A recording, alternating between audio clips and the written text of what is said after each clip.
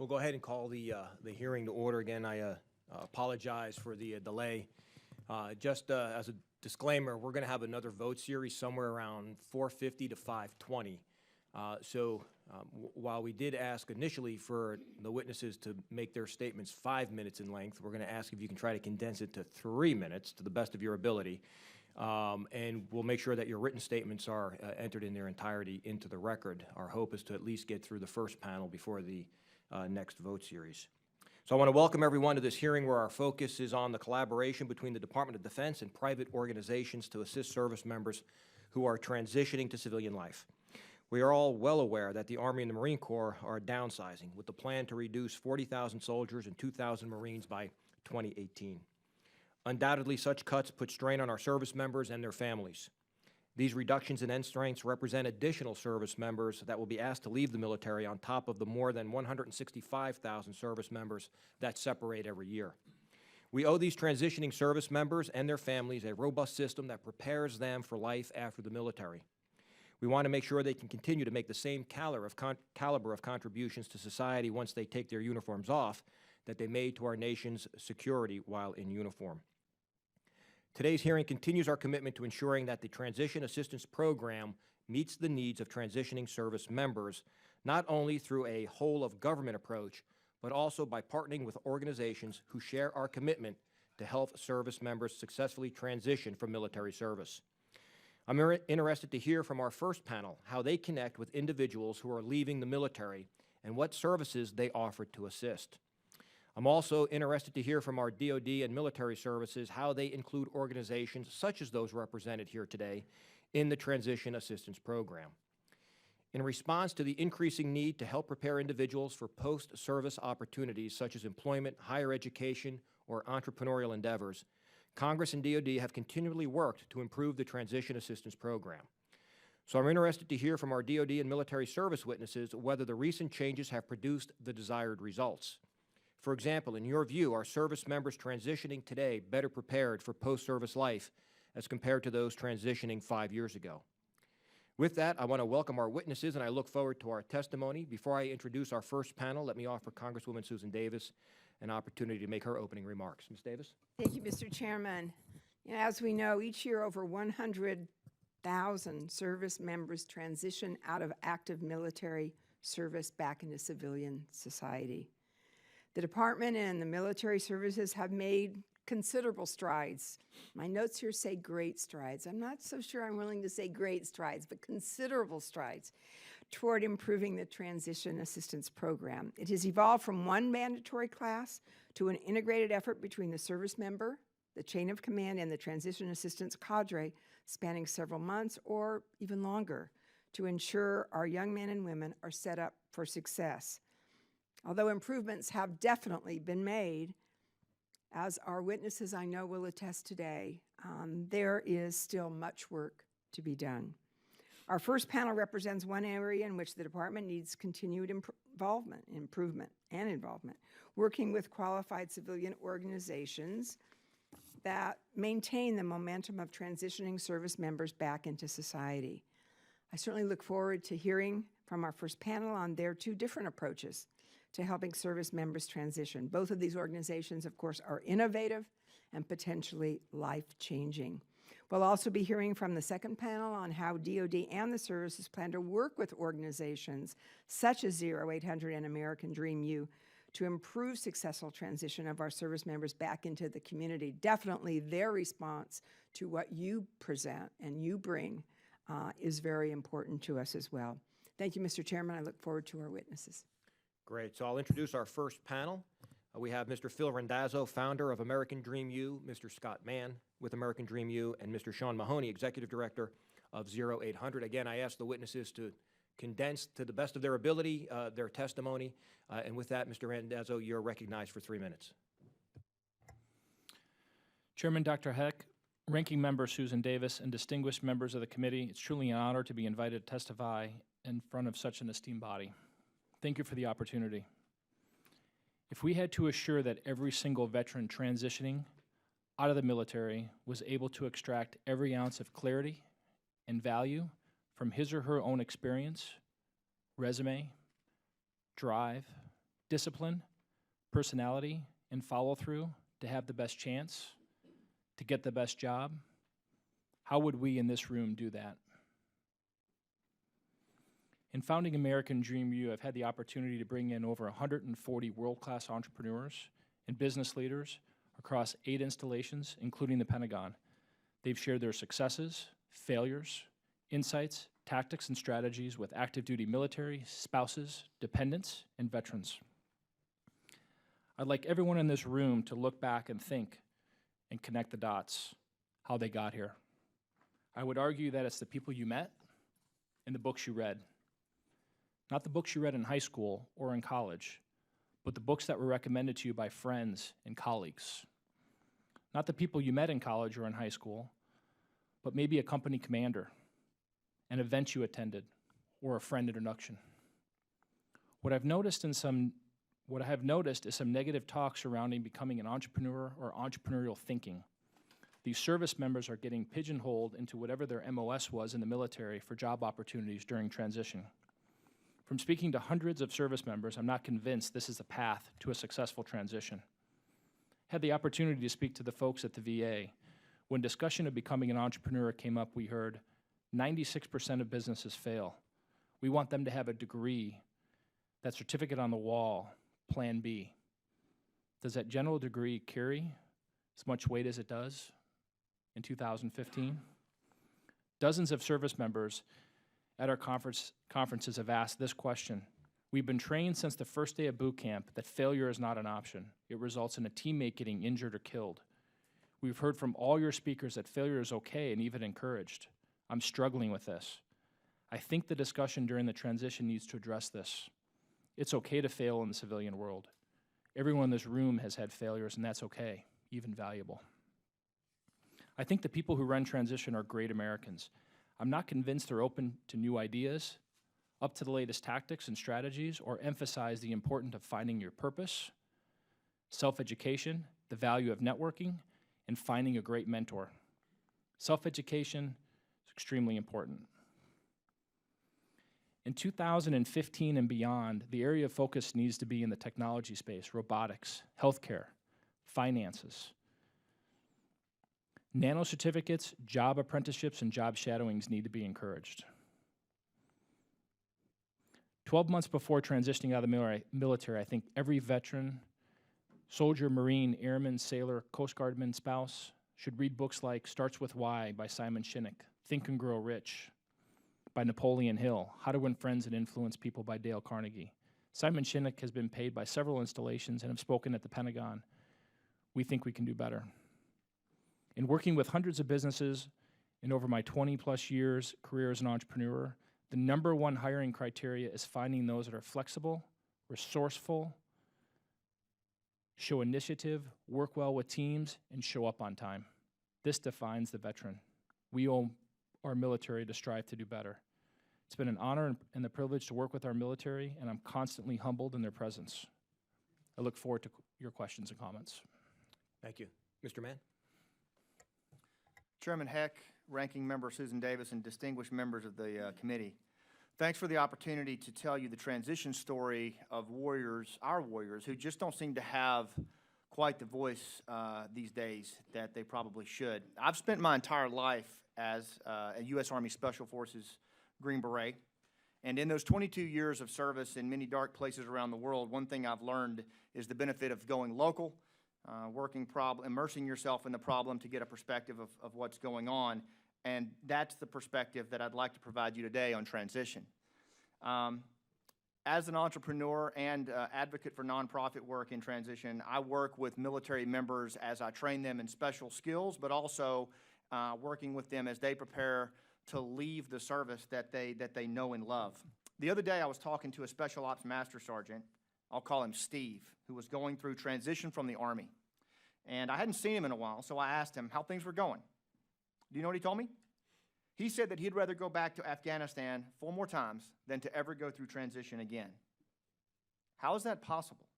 Here's a man who has known more pain, suffered more family stress, lost more friends, and seen more violence than any warrior I know of, yet he would go back and do it all again 4 more times than to ever go through transition again. something isn't working. The challenges of transition, having gone through them myself, are enormous. Our servicemen and women have been fighting the longest war in our nation's history.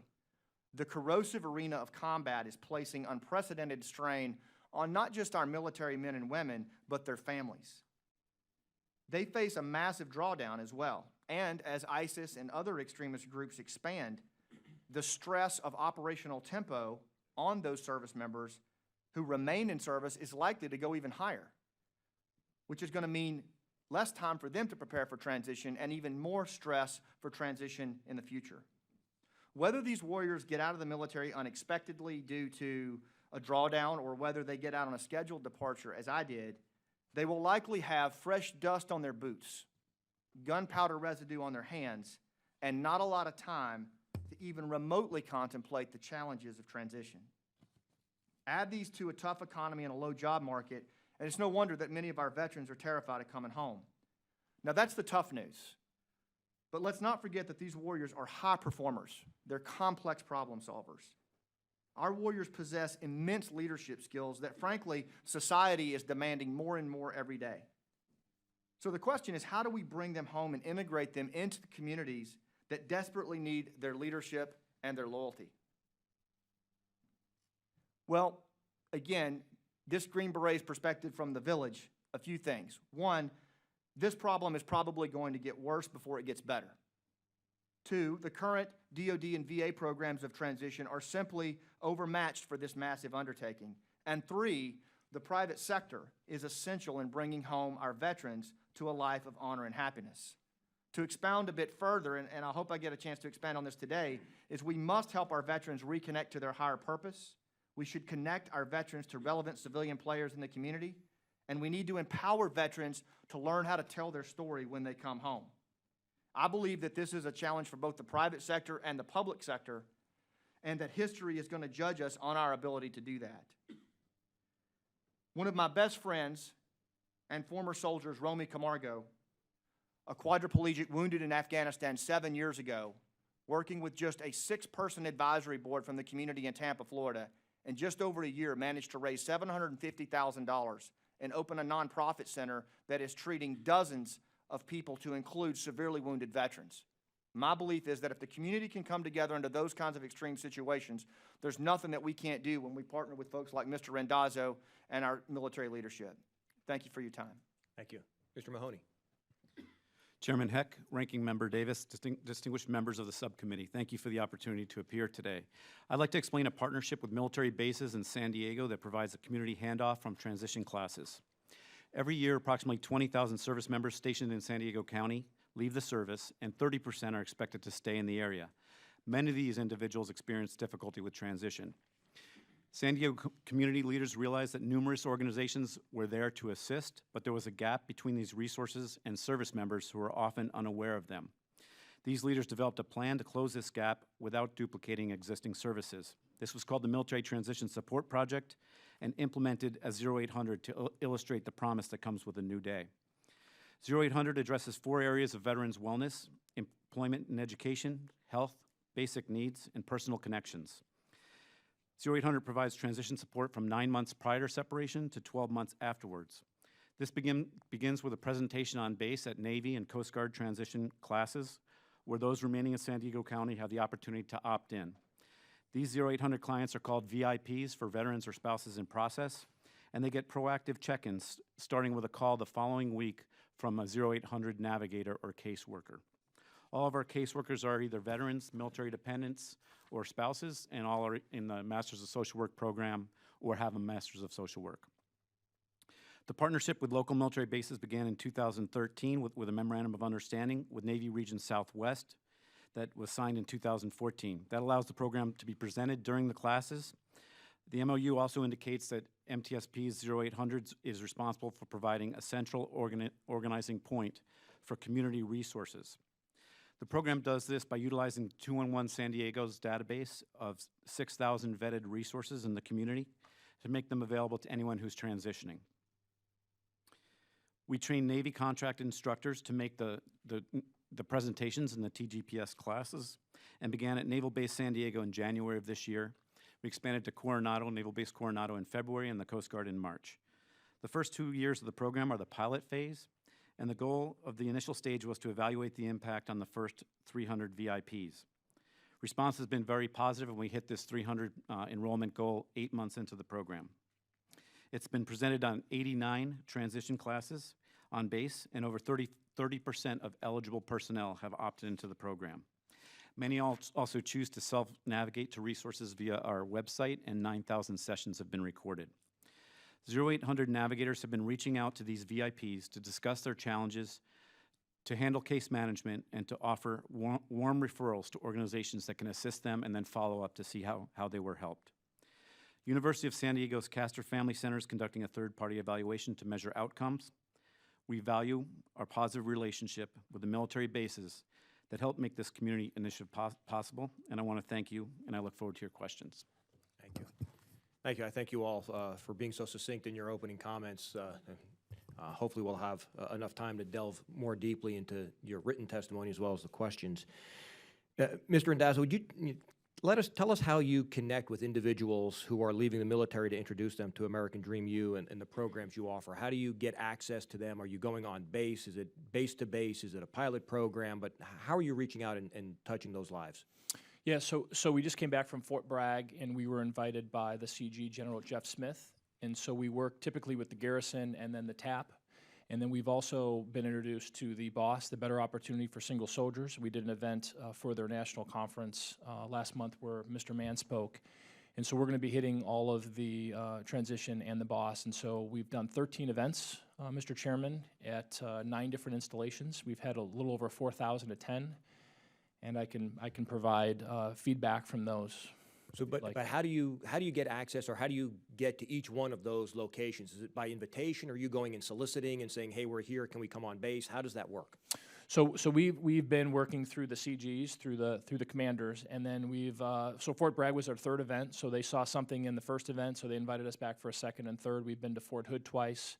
We're heading back to Fort Benning for a second time. So we've asked to come, and then we've been invited back. Okay.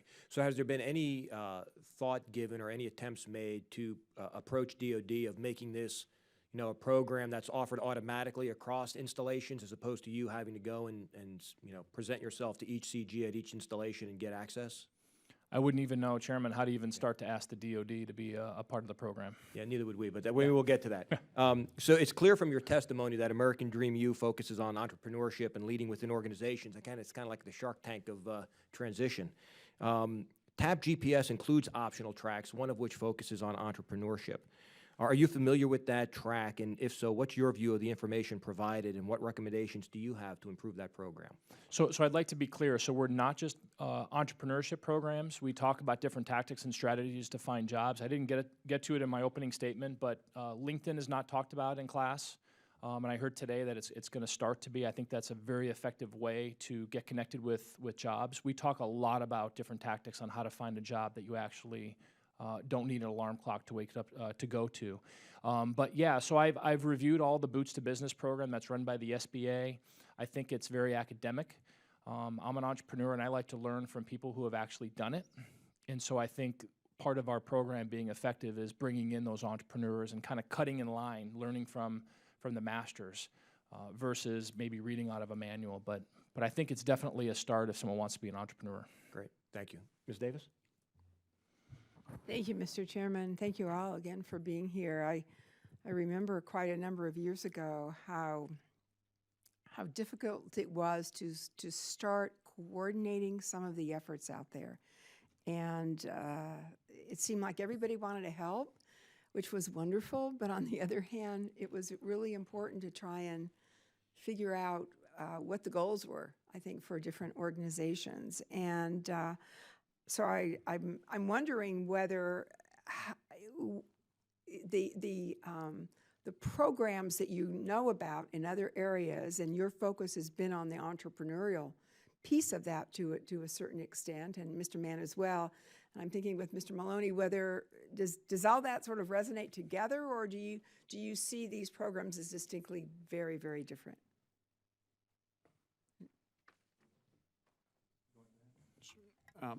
Ma'am, I can give our perspective on that. 0800 welcomes the different diverse programs that are out there. I think they are different, and I think that's great, even if there's some overlapping. But we'd like to be in a position to offer 2 or 3 solutions to a service member when they get out and refer them to them and see which one they choose, which one's best for them. So I think that's excellent. So providing multiple tracks, but also you're, perhaps by the emphasis, you're able to do a lot in that area. Correct, and with my smaller nonprofit, Mission America, and working closely with Mr. Randazzo, you're right. I mean, there are tens of thousands of nonprofits out there, most of them really trying to do good things. But as a veteran who transitioned, it's overwhelming when you see the number of folks out there doing it. It's hard to sort it out. I believe that the doors are wide open right now for a no-kidding strong private-public partnership on this that's very collaborative and allows groups like American Dream U, Mission America, where I go in and talk to veterans as a veteran who is an entrepreneur and has transitioned about what they're going to see on the other side, to be positioned players and be supporting efforts to DOD as they step through this, just with the acknowledgement that it's more than a TAP program. It's a process. Transition is the Green Beret Foundation calls it the next ridgeline. It's a long patrol. It's not something that's done in 10 days. It's a process like any other mission.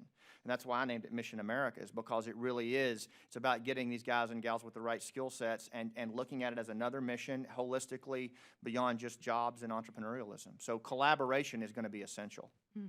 Yeah. If I may, Mr. Mahoney, one of the issues sometimes organizations find is that when they're involved in mentoring programs or ways in which the community is really playing a critical role, sometimes that staying power is a little tough to achieve. I think often it's based on having good facilitators, good follow-up, a kind of esprit de corps among the people that are engaged in this. Have you found that to be helpful? How does that happen? You know, that you've got people who really are staying with the cause and feel very, very much indebted. It's a two-way street. You know, it's not that person is sacrificing by being part of this program, but getting so much out of it. And so I wanted you to speak to that for a second, and also how that's happening in your Tier 3 level VIPs, whether you're finding a need to have people with special skill sets that really are able to relate far better to Tier 3 VIPs. Yes, ma'am. I would say that it is a challenge sometimes to get people to continue to focus on their own transition as they're getting out. And one of the lessons that we've learned is it's more difficult for us. Our VIPs enroll 9 months prior to separation, and they're much more actively involved in their transition maybe 90 days before they get out, because they start to realize that it's coming up very quickly. So we do get a change in their focus at that point. I'll say on the flip side of it, in the veterans community, there's a lot of commitment for folks to stay with the cause and help them out. And a lot of times they're frustrated that the service members aren't coming to them. Oh, okay, yeah. In those situations, then, who works to try and make sure that relationship is building so that it's a satisfactory one on both sides? We do, ma'am. One thing we do is we have many of the different resources and agencies come meet with our navigators. So our navigators are familiar with many of the different nonprofits and their different areas of emphasis.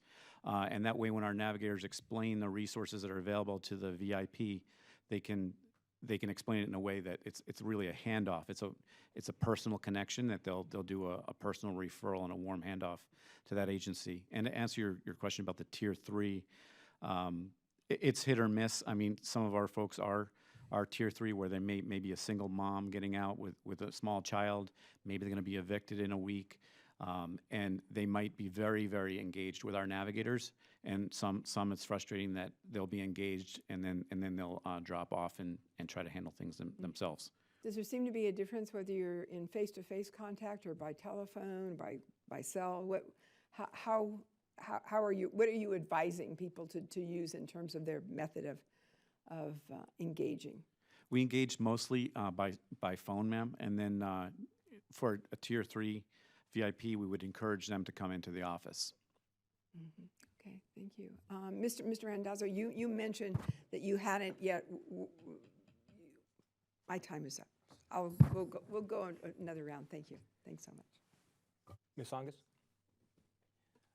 Thank you all for being here. I appreciate the commitment you obviously all demonstrate as you're responding to different needs that you've identified within the transition services that are being provided. And just to add a little context to that, every year I have a meeting with a roundtable of veterans from the 3rd District of Massachusetts. We have a great tradition of service, and just last week I was able to meet with them, and in the course of it I always do ask sort of how the programs that are out there are addressing their needs. We met in a university setting, so I was glad to hear that the GI Bill had made a real difference for many of those returning. A good number of them had taken advantage of it, were at the university and getting the degrees that they needed to go on. But one of the themes that I really heard was that transition assistance has to be more than a one-time event, and that it needs to be broad enough to enable veterans to make the most of all the different services that are out there. So whether they're medical, financial, educational, whatever it may be, that are open to them and their families. So even a GI Bill, for example, may not seem like the right thing when you're first getting out of the services, but as you ease into your new life, suddenly it looms larger as an opportunity.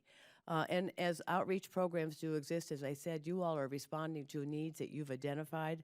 I've found that veterans I've spoken to often are not fully aware of the range of programs or even the existence of the kinds of organizations that you represent and the benefits that are available to them. And again, what we heard, I think, from all of them and have heard over time is that the program has to reflect a long-term commitment, that they have to be responsive to them in a long-term setting, especially in the job market, in the era of seeking jobs, because that market is so dynamic. So we have an interest in developing entrepreneurs. That's a great thing, and I agree with you. The leadership skills that have been developed for those serving are remarkable, and there are many places for those skills to be exercised. And a mentoring program and an example set is always very good, but sometimes it may get a dream going in your head, but you still don't know how to follow on and realize it. So I'm curious with all of you, as in the job market context, we know all the other needs that are out there, in a very dynamic environment. How are you providing assistance or programs that reflect the dynamism of our time so that you're not outdated from day one as somebody is moving from thinking about one thing to another to another? So those are all great comments. So I think what's really important is today, if they're not able to tell their story, and I'm going to let Mr. Mann, he's done phenomenal work with having soldiers tell their story, but the importance of working together as groups. So when we just go to a base, we spend a weekend with them, and we just don't leave. We give them scripts and tactics to use whether it's for salary negotiations or it's even a script to contact maybe a veteran that works in an organization that you may want to work with, and then use those scripts to get into that organization, because the days of sending out your resume just doesn't work. No one's reading resumes. Computers are reading resumes. Most jobs are found within an organization. So if you can network in and have scripts already tailored towards you and you can just kind of tweak them, I think is a very valuable tool. And so those are some of the tools. And then when we leave, we set up meetup groups so they can meet up as a group and take ownership of it and have organizers within there so that they can hold themselves accountable to making LinkedIn connections, to go to maybe different events in the community and to network. Very, very important. And those follow-on activities would seem to be very important, yeah. Thank you for that question. I work with veterans at a very grassroots level from all services, spending a lot of time trying to get our head around what's challenging them as they come into transition and then going to speak on it. And what I've found is that most of our military warriors today, they absolutely love what they do for a living. In fact, it satisfies such a high calling for their inner purpose. and it's so in line with it, they almost don't even think about it. But what happens is when they separate from service, there's all this emphasis on getting a job and just stepping into civil society, and they kind of leave that inner purpose back in their team room, back in their platoon bay, back in their ready room, and they're not as aware as they could be and should be of what it is that really makes them tick, what brought them in the military, what was it that kept them in the military in those dark times when they lost buddies and friends. And when you leave that kind of purpose behind, even if you get a great job, and with the kind of caustic combat that they've seen in many cases, it makes transition very tough. So just one thing is getting familiar with each warrior's purpose well before they transition. You know, that's a very important thing. The second thing is the ability to tell their story.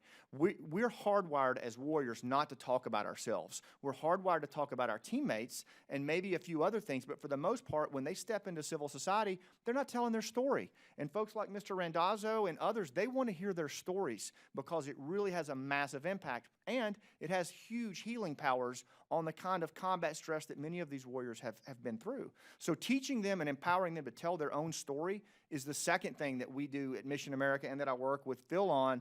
And then finally, we call it keeping the light on in the team room. Military warriors are some of the most collaborative, communicative people in the world. We can go into any rough spot and we can figure it out. We'll build a team around it and get it done. For some reason, when we walk into civil society, we don't do that. We don't stay connected to the team that we had, and we sure don't build new teams. So those are just three areas where we put a lot of emphasis to hopefully be position players for TAP and others to meet a need that if we don't address it, it's going to come calling at the end. Thank you. I've run out of time. I'm sorry, Mr. Mahoney, I can't hear your answer. Thank you. I think we'll have time for a second round, so stand by. Mr. Knight? Yeah, thank you, Mr. Chair. You know, it's interesting. When I ETS'd out of the Army years and years ago, it was go around, make sure that everything's cleared. You know, everybody's walking with their briefcase or their folder or whatever, and of course on your folder it says I'm ETSing, I'm going back to the world or whatever. And to me, back then, that was it. I was applying to college, I was going to college, I had a mission, I was ready to go. But a lot of guys were like, I don't know what I'm going to do. I'm going to go home. I'm going to figure it out when I get home. And that seems to be the problem. Now, I live in a real military area next to a base, a lot of retirees, a lot of young folks that are coming home, and a lot of people that are trying to transition back into the kind of private sector. The biggest thing I see is, and I know the military's changed since I left, but the biggest thing I see is once they leave the military, there is a little bit of a gap there. And I know some of your organizations step up and take over that gap, and we've got some in my area. What do we do with those people that say that they've got it all figured out? They've done everything that they can, they're going to college, or they've got a job, or they've got everything worked out. Because some of those people might not have it worked out, and after a couple of years they figure, what the heck am I doing? So do we have something that maybe not tracks them, but gives them that card and says, hey, look, we'd like to talk to you every couple months, or we'd like to check in with you. Just make sure you're doing everything's going right. Yes, sir. Good question. With our organization, with 0800, we have a case management system that drives those follow-on calls. So we have the initial call with them right after the class, and then they discuss their needs. And as you're kind of alluding to, their needs change over time. They may have everything all wired, and then 3 months later, they maybe aren't in that situation anymore. So those follow-on calls discuss their new needs and can connect them to resources, and all those calls are recorded in the case management system so that when that navigator goes back, he can refresh his memory on his conversation with the customer or client, and he can start the conversation from that point. But I think having that 21 months of those check-in calls can really help the transitioning service member. Thank you, Mr. Knight. One other best practice that I've seen that seems to work pretty well that we might think about sharing with the services is the smaller organizations like Special Forces and the Navy SEAL, the Honor Foundation, Special Forces with Next Ridgeline. The foundations aligned with those outfits do a pretty good job of keeping track of guys as they go deeper into transition. It's a little easier to do that. But one thing that might be considered for a best practice is with the services, the foundations that are aligned with the services could possibly play a role in that deep tracking like that, because it's an involved process to do that. A lot of these guys go off the grid, and and they kind of go dark, and it's hard to do, even in smaller organizations like Special Forces. Mr. Chair, I want to thank you, and I want to thank these groups. You know, it's a difficult thing carrying a ruck one day in a desert, and then a month later you're in an office and you're looking around at a different environment. So it's a difficult transition. I appreciate what you're doing. Thank you, Mr. Chair. Can I make one Yes, comment sir. on that? Absolutely. Yeah, so we're only two years plus a few months, but we gather their personal email addresses. And for those that have attended our first event, we keep in touch with them weekly with newsletters. And you're right, sometimes when we're there, it doesn't click. But when they're ready, they're ready. And so they'll reach out to us. So we've had some real good success in getting feedback and emails back from maybe a soldier who attended 18 months ago, and now they're ready. Very good. And Very so, yep. Thank you, Mr. Chair. Mr. Kaufman? Thank you, Mr. Chairman. In terms of transition, what is the briefing on active duty in terms of on-the-job training opportunities and apprenticeship training opportunities run by the VA? That it's my understanding that there just isn't much of a knowledge of the veterans have in terms of of active duty personnel when they exit the military about that particular option, and so it's in law, but it's dramatically underutilized. Are you talking about the last 6 months of their service where they can do a job apprentice or job shadow? No, when they actually go through the out briefings, that it's available to them under the Veterans Administration. Is there any my understanding that soldiers, Marines, Airmen, sailors are really not made aware of that particular opportunity. Yes, I'm aware of a program for the last 6 months of their service. Yeah. They're allowed to do a program, and maybe you're not aware of it, but No, I'm aware of that program. Gotcha. No, this is after they leave. That might be a active duty. question better suited for the second panel, the Okay. DoD reps or the Okay. service reps. Okay. yeah. But I think that program, sir, is one of the best programs that the military could offer and the VA or the DOL can offer is a job shadow and apprentice. Mm-hmm. I think that should be emphasized more, and I think some of the rules should be laxed on that. It's a 50-mile radius. So for an example, Fort Hood is 61 miles from Austin, Texas. I mean, there's a lot of growth and opportunities in Austin, Texas. JBLM to St. Louis, to Seattle, same thing. Fort Bragg, which I was just at, to Raleigh. It's just outside of that mile radius. So I think there's some things that could be tweaked in that to make it better. Okay. Thank you, Mr. Chairman. We'll go around with the second round. Mr. Mahoney, I would imagine that based on the success that your program has had, there would be other communities interested in trying to replicate what you've done and not recreate the wheel. Could you discuss any specific challenges you had in establishing your program and how you overcame those challenges? What I find often is that when there's a community organization or a not-for-profit or somebody who's trying to gain access to a base to provide a service, that's usually one of the biggest obstacles that they have to overcome. Did you face that same thing? And if so, how did you overcome that, and as well any other challenges that you might have had?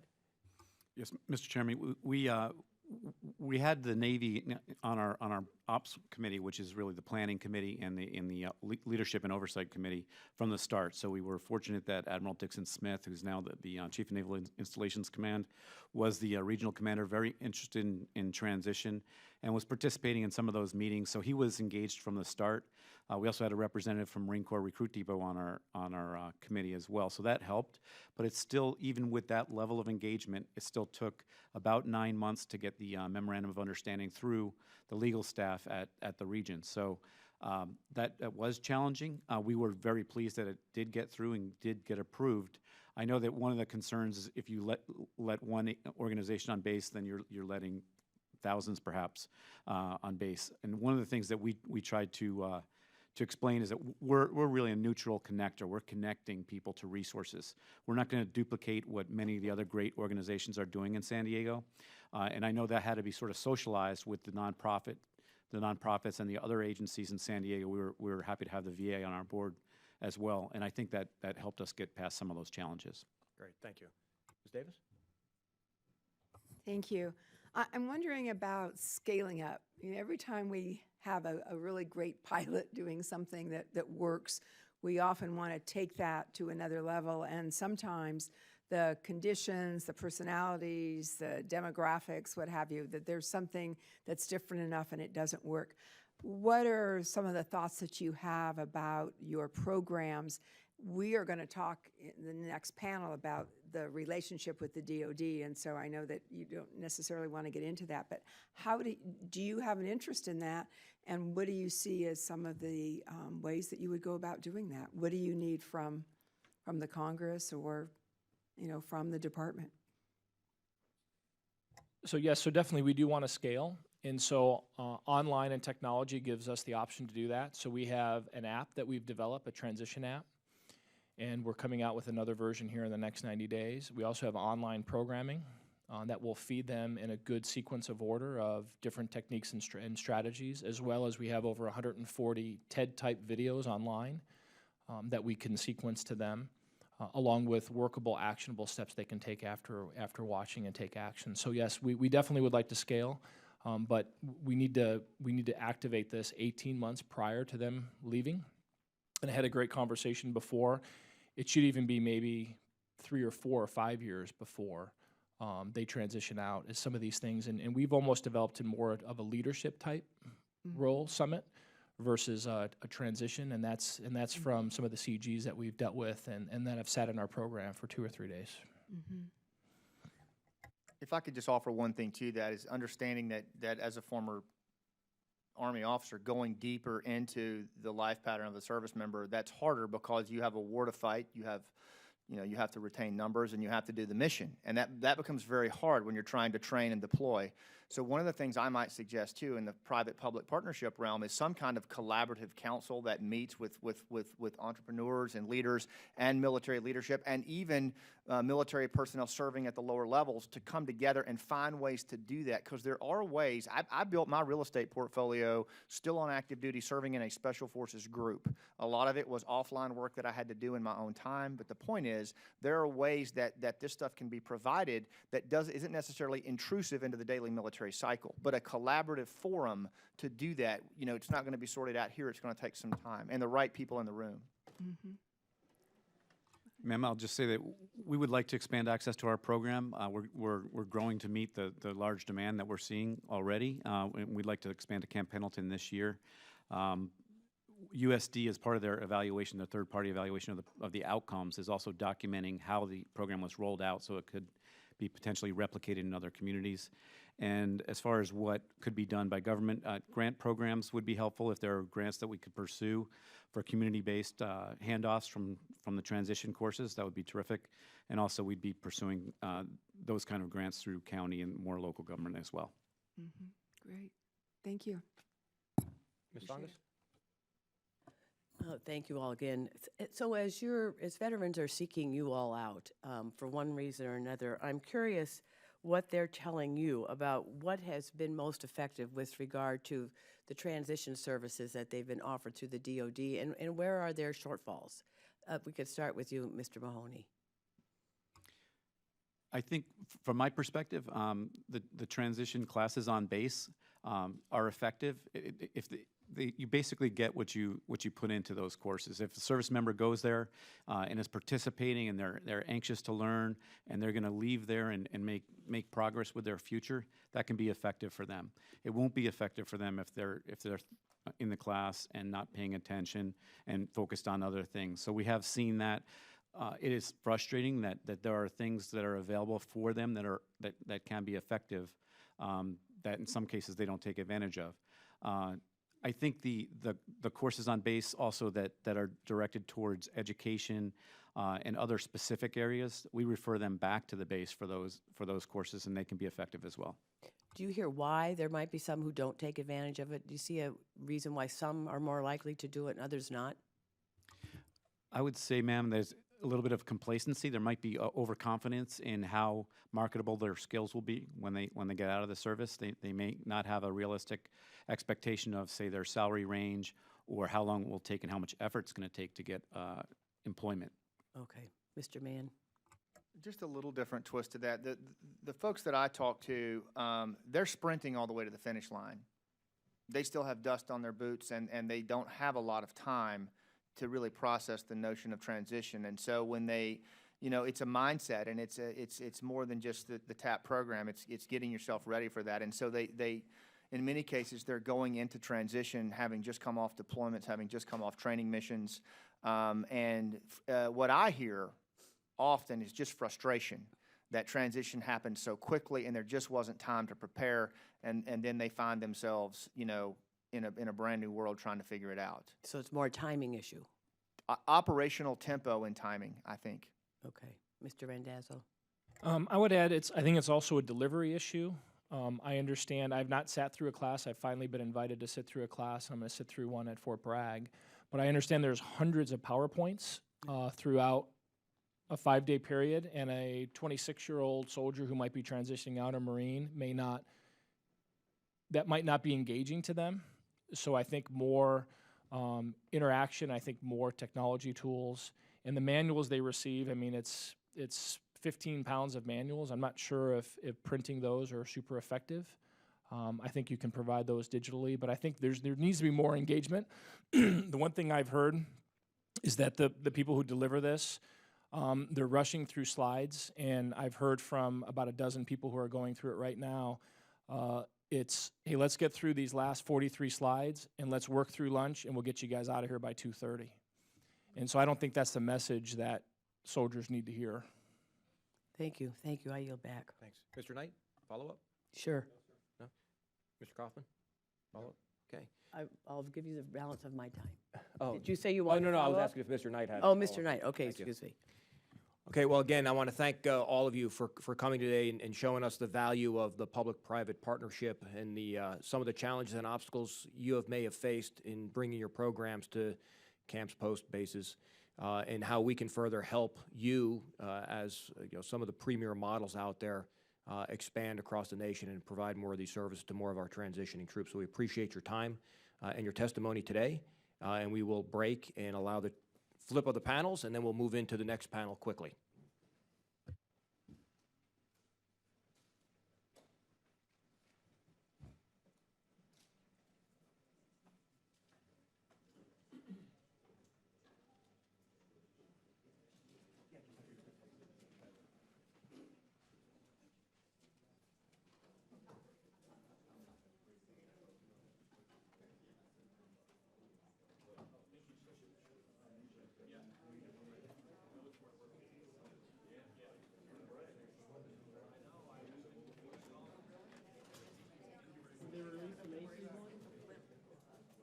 Somebody had made a minion one on Twitter with a bunch of minions holding the minion one.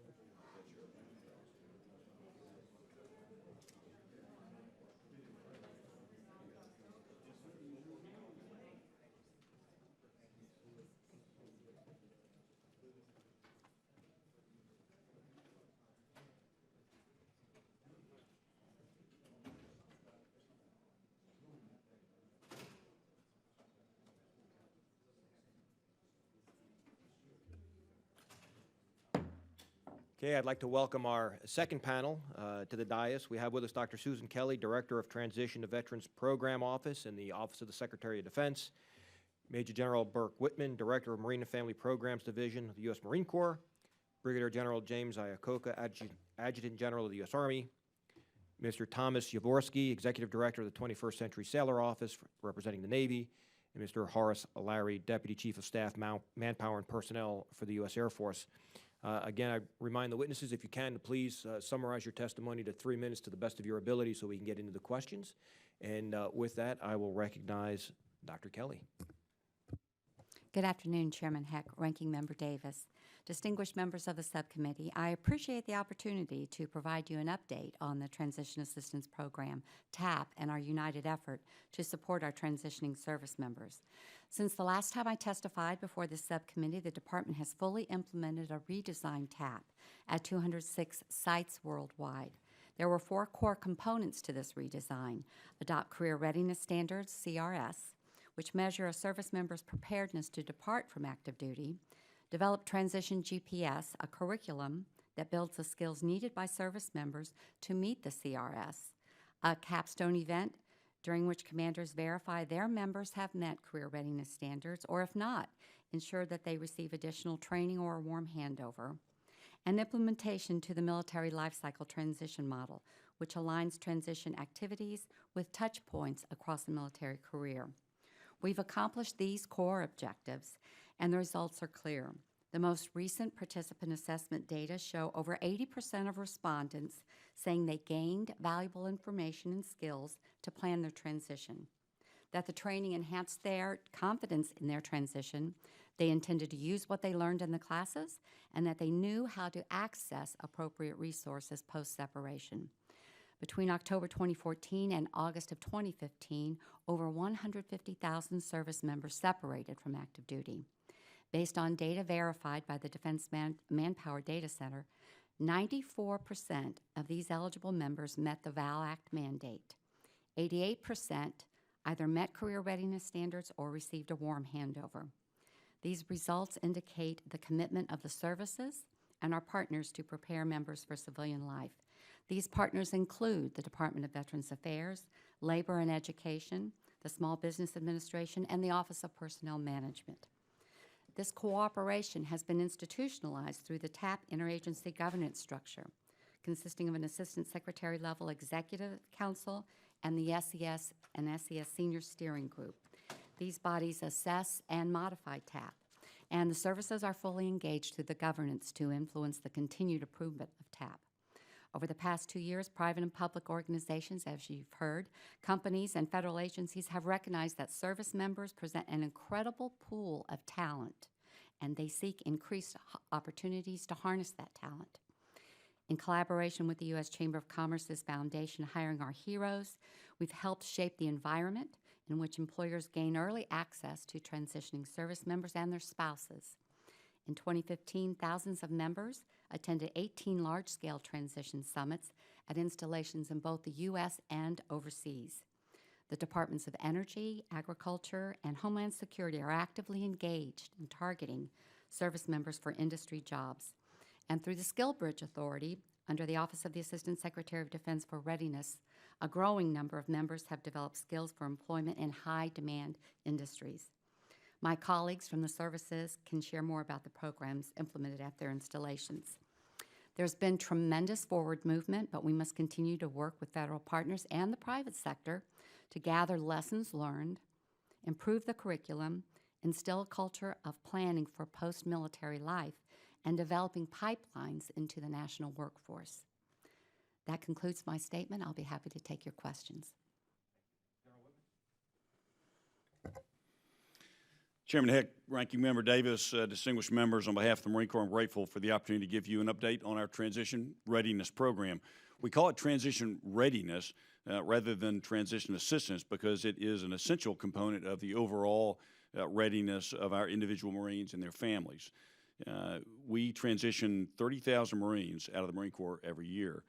Your Marines are fighters. They are mostly young, and most plan to separate after just 1 or 2 tours, maybe 4 to 8 years of active duty service. So we don't wait until the end of their service to begin building their transition readiness. We begin shortly after the Marine enters the Corps and continue throughout and even beyond the uniform career. We use a framework that we call the Marine for Life cycle. There are 3 action points in that cycle, 8 action points, in that cycle, and at 3 of those, we require some specific activities to build transition readiness. The first of these mandatory action points occurs when the Marine arrives at the first permanent duty station, which is after boot camp, after follow-on combat training, and after their military occupational specialty school. Upon welcome aboard at that duty station, they attend our personal readiness seminar, which is required at that point, which is the foundation for the Marine's journey through the Corps. Before a Marine gets promoted to corporal, she or he has to take a course we call Your Ready. This provides resources available to him and the development of her or his individual transition plan. And then the final mandatory action point occurs as the Marine approaches separation and attends the transition readiness seminar that Dr. Kelly talked about. At the end of this is the capstone, which in our case is an exit interview with the commander or designee to ensure readiness. That's a key moment. Transition readiness is a commander's program, and we treat it as a commander's responsibility to make sure that the Marine is ready or instead to conduct a warm handover. In addition to these mandatory components, we do have the 3 track options for higher education, entrepreneurship or career technical training. Also have a number of workshops, seminars, apprenticeship programs, and others that we may talk about during the questions. Also, after departure, Marine is forever a member of Marine for Life Network, which is an organized element of our Marine for Life cycle led by Marines who maintain networks of job opportunities. One quick example that I'll close with, Major Kyle Aldrich, our Marine for Life representative in one particular geographical area, had maintained a long-term active communication with a corporation that might someday hire. And at one point, that person, his contact there, called him, said, "We've got a job opening. It's a hot fill." The major immediately gave him a resume of a transition Marine, and that Marine just recently got the job. As the area's Marine for Life representative, as part of that network, Major Aldrich's duty was to stay on top of those opportunities. That was his mission, and that's what he did. We have a lot more to do, and we're working with the department and the other services to try to improve our program as well, and look forward to answering your questions about that. Thank you very much. Chairman Heck, Ranking Member Davis, and distinguished members of this committee, thank you for the opportunity to appear before you on behalf of America's Army. The United States Army is committed to ensuring the lifelong success of our soldiers as they transition to citizens and veterans in civilian society. Our responsibility is to inspire soldiers for life by providing essential counseling and Commander's program. The program facilitates a soldier's transition by ensuring they begin the process early and they visit transition serves approximately 110,000 soldiers annually. The program provides soldiers with the counseling, employment and education workshops. The program helps soldiers make informed career decisions, be competitive in the workforce, and continue to provide positive contributions to their community after completing their 9% for fiscal year 15. In the last 5 years, we increased our investment in the Soldier for Life Transition Assistance Program, 175 personnel, to a total of 700 counselors and staff. The Army established mobile training teams to support the National Guard Assistance Center to meet the needs of all soldiers, including those deployed in Iraq and Afghanistan. And we have TAP 21, an automated system that allows industry-recognized credentials and to participate in first-class apprenticeships, training, job shadowing, internships, and employment skills conditioning. The program has a 98% retention rate, and more than 1,100 soldiers have received jobs through this program, and our veterans to career and education opportunities. Chairman Heck and Ranking Member Davis and Subcommittee, I thank you again for the opportunity to appear before you. Assistance Program. Nearly 4 years ago, the Veteran Employment Initiative Task Force was formed to help an improved Transition Assistance Program and the Transition GPS 2014. We have also continued to improve classroom delivery by updating Transition GPS software, capability, transition assistance governance structure. Navy continues across the sailor's career rather than waiting until they are separating. Aspects of transition are incorporated career development boards held at key points, skills acquired during their service. Navy continues to work with public and private organizations like 0800 to provide sailors additional transition assistance opportunities.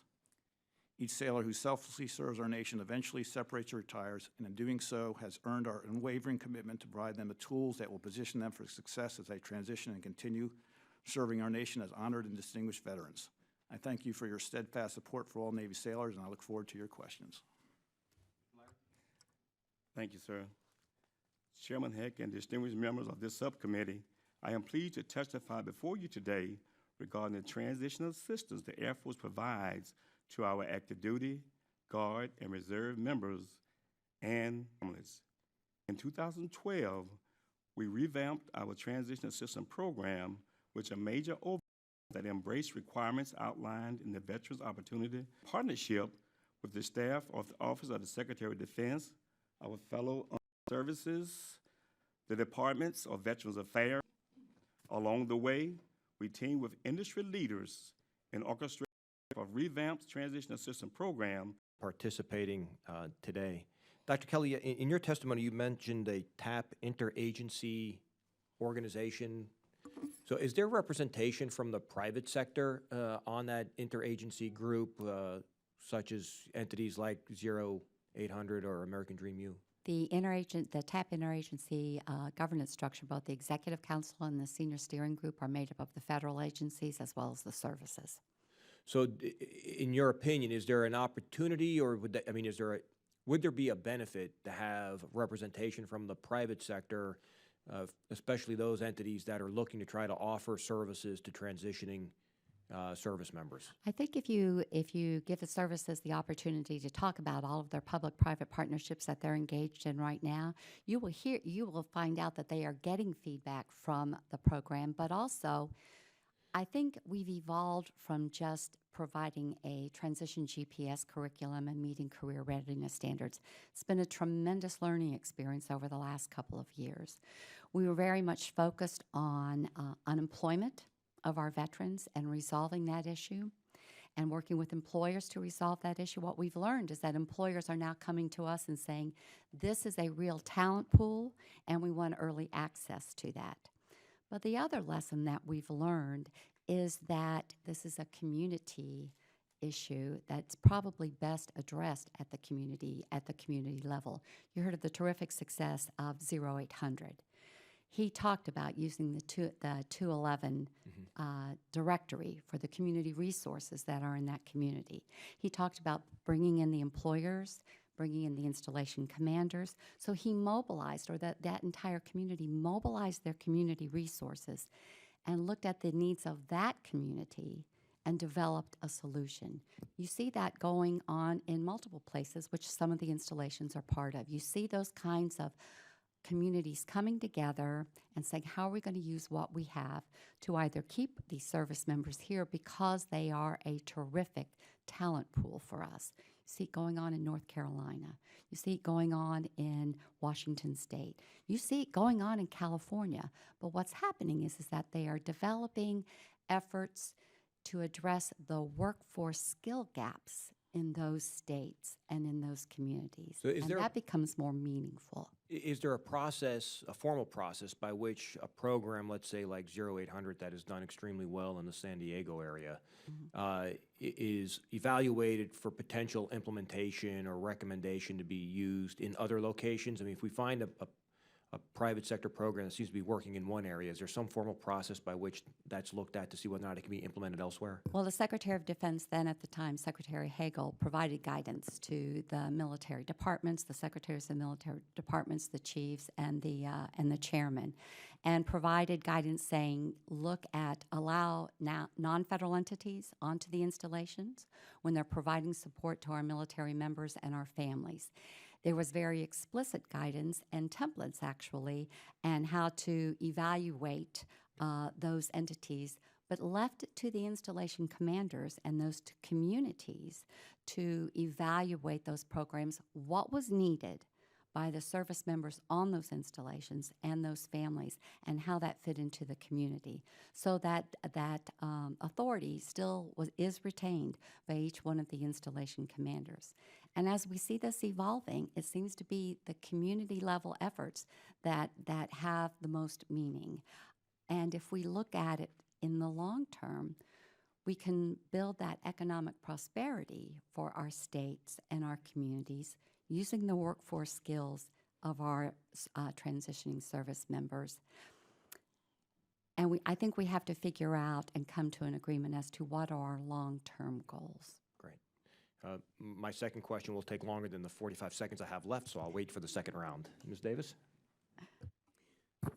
Thank you very much. I actually wanted to ask all of you to just respond to anything you heard in their presentations that could be problematic in terms of the services or what you welcome. I think, Dr. Kelly, you're suggesting that having the community engaged in the activities is very, very valuable. But I think it also raises some questions about the capacity of our services to respond and to, I guess, to be able to spend some valuable time interacting with them as well in order to make that effort go further. Is there, how is that? What do you say to the organizations that are working hard in the communities? And does that say something about the fact that maybe you're not totally having a TAP program that works for for the service members as well? I'm sorry, I'm not quite clear on what the question is. I'm just wondering about a reaction to what you heard and whether there are some instances in which perhaps they do get in the way in some instances, or just the fact that you're trying to provide the authority for them to go on base becomes problematic in any communities. How can they deal with that? Go ahead. We do have to balance at each installation the opportunity. We're eager to have the engagements with partners, even with hiring partners, to the greatest extent that we can. We have to balance that at times with safety concerns, security concerns, just installation capacity concerns, which may mean sometimes we might want to move something off the base, might not be quite as appealing. Each installation is different. That's why it has made sense for us so far to let each installation determine how best to manage that. In Camp Lejeune, which is not close to big urban area, we manage that pretty differently from the way we do at Camp Pendleton, California, which is very close to lots of urban, big hiring organizations. We also have to balance the goodness that comes from entering into these partnerships with ensuring that we do it legally and also fairly in a way that doesn't give preferential treatment to someone that someone else may not like. But we're doing it in very robust fashion. You'll hear from all of us. We are partnering heavily in every one of the installations, much more so than in the past. Yes, ma'am. We too in the Army allow our installation commanders flexibility in the program, and we do have to maintain balance of who we allow on post. But in many cases, as you've heard, they have access to post, and our soldiers are participating in their programs. But one of the things that we are working to is to stress to our soldiers to go to transition early and often, and not wait till they get to the end of their service when they're close to transition. And that would allow more time. And many of our soldiers are starting to go earlier and go more often.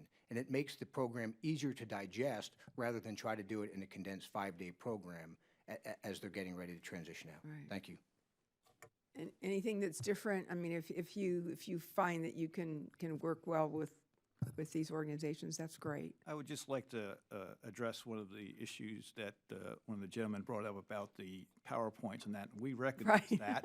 And that's why we've put the computers in all the classrooms, the Wi-Fi. It's interactive. They can bring their own computer in. We've got computers for all of those.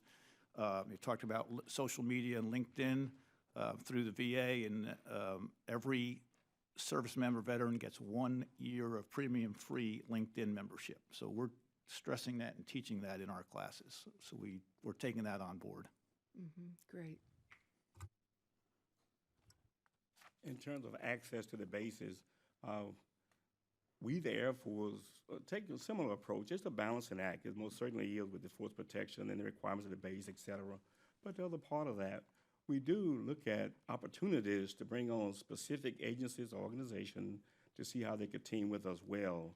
We don't have an overarching process where it says, here's where we go Air Force-wide, but we leave it to the end of installations. So we take the GPS TAP program, said here's the bookends, here's where we start, here's how we have to finish, here's the outcomes we see. But within that, like in Eglin Air Force Base in Florida, we look at the Boeing company, we bring them on, so we have some opportunities and we'll work with you, and we give the members specifics as opposed to the job search overall. So we do work to embrace the local communities and the private. Thank you. Just going back to the Marines very quickly, you talking about being a Marine for life. Is there, in the other services, do you also work with organizations that work with the service member after they get out, specifically in your service? I think in the Army, if there's an issue with transition, we do the warm handover with the VA or the Department of Labor. Okay, great. Thank you. In the Navy, we don't have a Sailor for Life, but we have a lot of those programs in our Fleet and Family Service Center and a warm handover and so forth. Similar with the Air Force, we don't have a codified program like the Marines, but we do the warm handover and validate that it's done. Thank you, Mr. Chairman. Well, could you tell me about your, in the transition phase, the integration with the Department of Veterans Affairs? To what extent do they make themselves available, and how are they integrated into what you do? The VA's benefits briefings are a mandatory briefing. There are no exemptions for any of the service members. So that is 6 hours of face-to-face time with the benefits briefers, and there are follow-on one-on-one appointments after that. So you have VA benefits briefings as part of the mandatory Transition GPS core curriculum. But VA also volunteered to build a curriculum for the career technical training track for those service members who want to use their post 9/11 GI Bill to get certifications in the trades. And that course teaches them how to choose the best institution, get the most financial aid, choose the course of study, and sets them up well to apply for those particular institutions. So VA is very well integrated across the transition GPS curriculum and on the installations.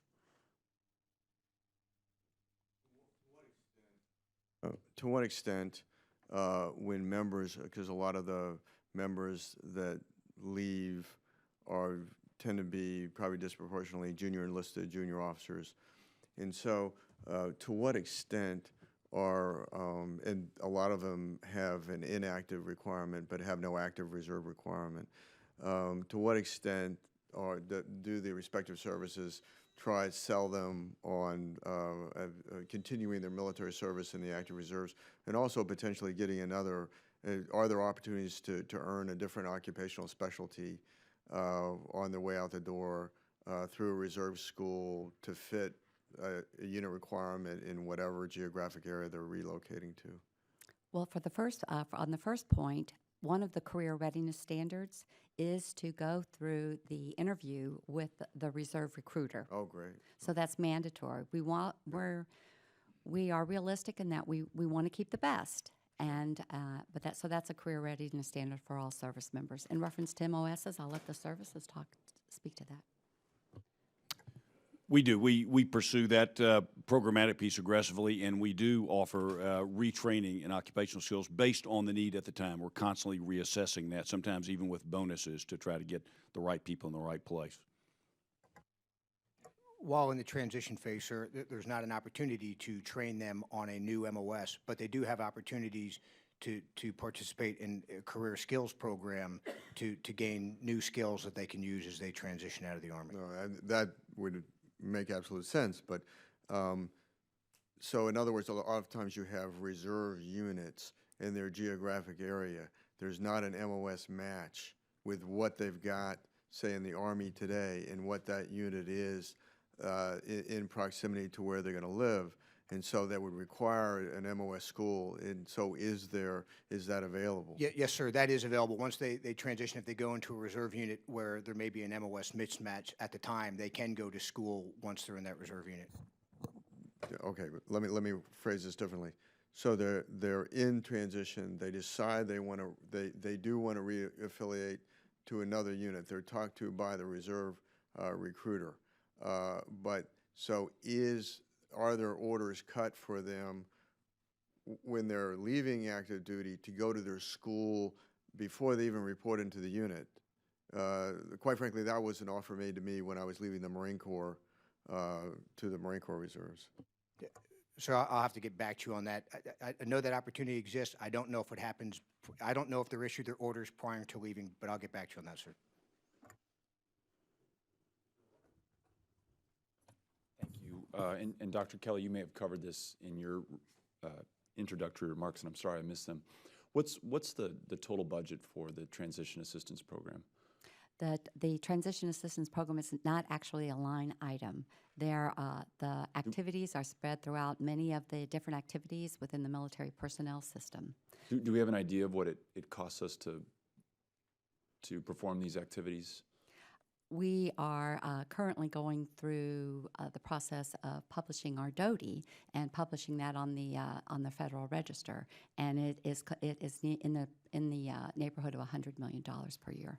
Okay, and then I know from reading some of the conclusions from the 2014 GAO report, there's the recommendation that we do a better job of measuring the effectiveness of the TAP program. Yes. What are the measures that we would look at veterans unemployment percentage who are connected with a job within so many months. What are the things that you will measure going forward? We actually have a TAP evaluation strategy that was requested by OMB and was approved by OMB. It has 3 pieces to it. One is to make sure that the program is implemented that meets the law and policy. So we monitor VAL compliance as well as career readiness standards that are met by the service members.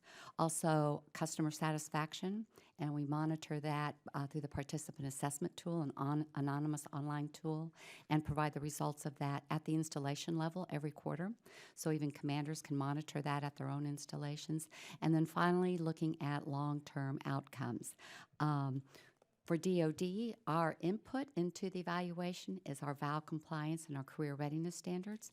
Our partners on the other side of the DD 214 are looking at long-term outcomes, for instance, for Veterans Affairs, the use of the post-9/11 GI Bill, the successful use of that, persistence rate, the numbers who are actually completing courses, as well as a Small Business Administration for the entrepreneurship track, how many are still in business at certain periods of time, and then for the Department of Labor also looking at unemployment. So they are also employment getting is ready. part of that. Yes, it is. Yes, Yeah. it is. But we are in the process of looking at even longer-term outcomes, and DOL is looking at a quasi-experimental design to look at some more results. And did I understand that you are in the planning stage of defining those metrics, or have you already published what those metrics will be, and you're measuring, and you will then publish the results the coming year? We've identified some of the measures. With some of the measures, we're identifying or tracking milestones because it takes time to put the data collection processes in place, as well as the IT infrastructure to capture the data, Right. and to work through the SORN, PII issues of data sharing. But we have milestones, and we are tracking those milestones. That's one of the purposes of the TAP interagency governance structure, and that is looked at every quarter. And then my last question, appreciate my colleague asking about your effectiveness in working with the VA. I think one of the things that a separating service member is counseled on is their eligibility for health benefits within the VA. Tell me what the consequences are of poor performance within the VA on access to mental health. We have an especially acute situation in El Paso, and I'm hearing from recently separated service members that who are living with PTSD, for example, that their inability to access health care, mental health care, is affecting their ability to pursue employment or have a quality of life that perhaps many of us take for granted. Any thoughts on that? Well, certainly Veterans Affairs is given 6 hours of face time with each transitioning service member to go through the VA benefits briefing. That's a mandate. There are no exemptions for that. That is tracked. That's one of the mandatory attendance and mandatory career readiness standards. But one of the basic tenets of the TAP redesign was to ensure that connectivity between the installation wherever any service member is transitioning from to the resources with VA, also the resources for DOL. So they are taught how to navigate the web-based tools to identify the resources in their own communities and to connect to those staff members in their own communities to which they're relocating. Past their transition out of active duty, that would have to be tracked by Veterans Affairs. Thank you. Thank you, Mr. Chairman. Thank you. Well, that bell signified the vote series, so we'll forego a second round of questions. My second question I'll submit for the record. Again, I want to thank all the witnesses on both panels for taking the time to be here and for hanging with us through our hour-long delay. Appreciate what you're doing for our servicemen and women as they prepare to take on their civilian second careers. And until we see you at the next hearing, we'll be adjourned. Thank you.